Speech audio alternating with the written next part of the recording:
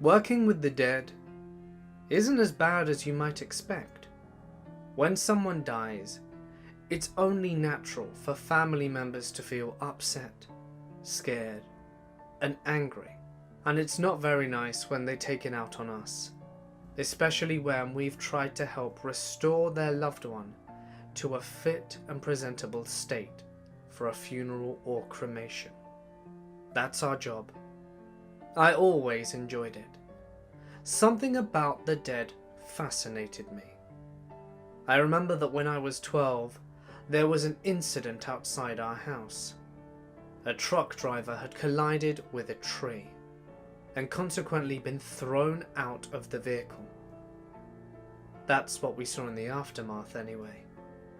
When we went over to check it out, we noticed that there was a man on a gurney, quickly being pulled away. The man was very obviously deceased, and it sparked curiosity within me. What happens to us when we die? I tried asking my mother that question, but she tried to dismiss it, not really being able to take in the scene and being able to deal with a curious 12-year-old. I think my mum was just a bit overwhelmed at the time, but it always got me thinking. And after I finished school, that's exactly where I went. Dead bodies tend to be quite easy to handle once you get the hang of things. Of course, it does always depend on the state of the body. There have been very rare occasions where we've received someone who's definitely past it. Those are always the worst kinds. The dead, I can deal with. But there was one workplace in particular that made me want out. I just moved cities to be closer to my girlfriend, and we were planning on moving in together. The relationship was going great. It was moving very fast, and I was pretty sure that she was the one. Spoilers, she was. We ended up getting married and now have 2 lovely children. But that's besides the point. She managed to look past the fact that I was a morticianer, something that other girls usually thought was weird or creepy. I guess it helped that she was a nurse, as we kind of both had this appreciation and understanding that death is a natural process, and it's a job that someone has to do. I'd like to say, I think I did it quite well when I worked there.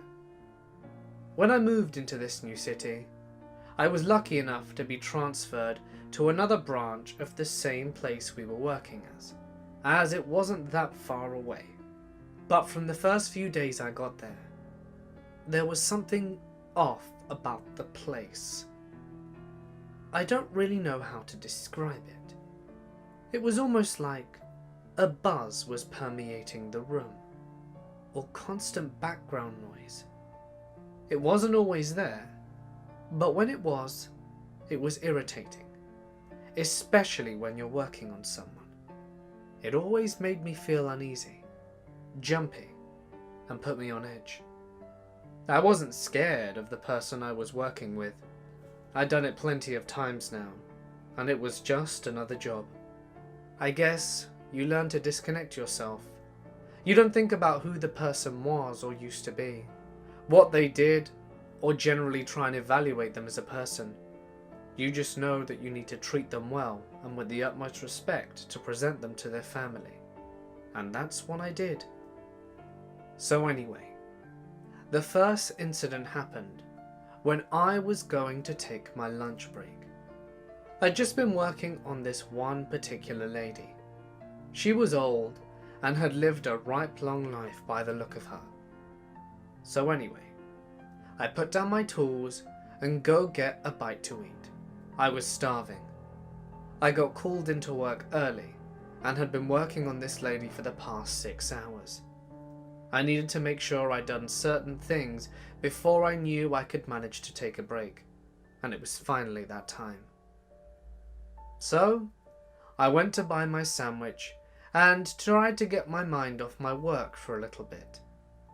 I usually lay my tools in exactly the same place all the time, in order for them to be accessible quickly and readily when I need them. I finished my sandwich and my lunch was uneventful. However, when I went back into the room I was working in, my tools hadn't just been moved, they were gone. This started to piss me off. Had someone come in on purpose and moved my tools? So I went around asking. It seemed like most people were still out on lunch. I decided to cut mine short. But that didn't mean that someone had moved them before they left. Knowing that I wouldn't be able to get answers for a while, I looked around until I found most of them, but one of them was still missing, and I went back to work. When the rest of my colleagues returned, I asked them if anyone had seen the tools I was working on, trying to be sly about it. But from the looks on their faces, everyone clearly denied touching anything. Remember, I was fairly new in this branch, and I wasn't super friendly with everyone just yet, so I thought they might just be playing pranks on the new guy. But, according to them, they hadn't. Okay, whatever. A few weeks later, something else happens. Again, I was working by myself on another body. I need a bathroom break. I go out for a quick whiz and come back. I'm gone no more than 90 seconds. And when I get back, the person I was working on had their arms behind their head, in a weird pose. This time it was obvious. I go around asking again, telling them that it isn't funny, and ask them why they're doing it and that it's not a cool prank. I only managed to find one person that I'm working with. The rest are apparently out, and that person firmly denied that she had any involvement. The look on her face made me believe her, but I was starting to grow uncomfortable, and the buzz was always in the back of my mind, this weird buzz or whatever that was in the building. Then I started to hear things. Now don't get me wrong, I know the sounds that the dead make, and these weren't those. There'd be times where I was working alone, where I would hear whispers in the back. I'd look around, and there would be no one. This is when things started to get freakier. The whispers escalated, and at one point I swear I could hear someone talking in the room, ever so quietly. It became very uncomfortable, and I thought I was losing my mind. So I took a few days off. I had been working extremely hard, and I needed some time with my girlfriend just to relax. So we took 3 days and decided to go to the park and just chill out and get out of work mode. But the day I got back, everything was still the same, and I still felt uncomfortable. That evening, I was finishing work on another person when I look up and I see a little girl, no older than 8, walking around the room. She has this absent-minded look on her face, and before I can say anything to her as asking her how the hell she got in and why she's there, she walks through a wall and vanishes. There was nothing discernible about the girl, nothing special. She just vanished, and I saw her for maybe a total of 3 seconds. This is when I started bricking it. I wasn't really sure who to talk to, so I casually started speaking to my manager, saying, "So, who's brought their kid in? Why they brought their kid into work?" He gave me a furrowed brow and a strange look. "No one's brought their kid in, dude. Why would you even say that? It would be cruel to bring your kid to work. Besides, the only person with kids is Sandy, and Sandy's off from work." Gave him a funny look, tried to smile, and just went back to work. It got me thinking a lot about the afterlife after that. I couldn't get the mental image of the little girl going through the wall out of my head. I carried on working though, and never experienced anything after. For the next 3 weeks, work was as usual, but the strange buzz sensation was still there. It persisted, and something just said in my head, I thought it was time to move on.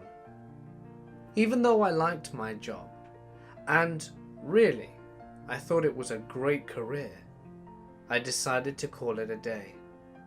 Something about seeing that girl just spooked me beyond all rational explanation, and I decided I'd like to do something a little different.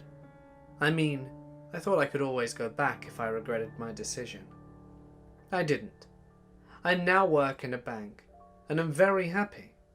But, in all honesty, if anyone out there is thinking about studying to be a morticianer, if you've got the stomach for it, it's a great career. And I enjoyed the time I was there. Let's just hope you don't run into any spooks on the job.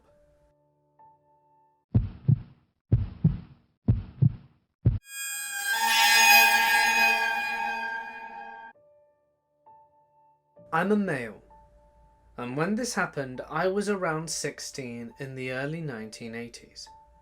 A friend and I hooked up with 2 girls our age in Queens, New York. We'd never seen these girls before, and we're not sure where or how we met. We all got along well, so we started drinking buds and smoking weed. These were the post-hippie days, so everyone was partying at an early age. We wanted a private spot, and decided on the cemetery that was nearby. So we went passing all the gravestones looking for a grassy spot to lie down, and found one. The spot we chose was next to the crematorium. Yes, a crematorium. It was surrounded by grass, and was the only somewhat pleasant area in the entire cemetery, because there was sun and grass. Perfect spot to mess around. My friend went around the wall of the cemetery to be alone with his new kind of girlfriend, and to give us some privacy too. We started making out, etc. And then it hit me. I smelled smoke. So I looked up and noticed the chimney stack was smoking. I suddenly realized, holy shit, they're actually burning bodies right now. I didn't even know this place was still in use. It was cool and creepy at the same time. Being a teenager, and not really caring because we were in the moment, we started kissing again. About 10 minutes later though, I heard yelling. It was my friend. We heard commotion, but we couldn't hear what they were saying.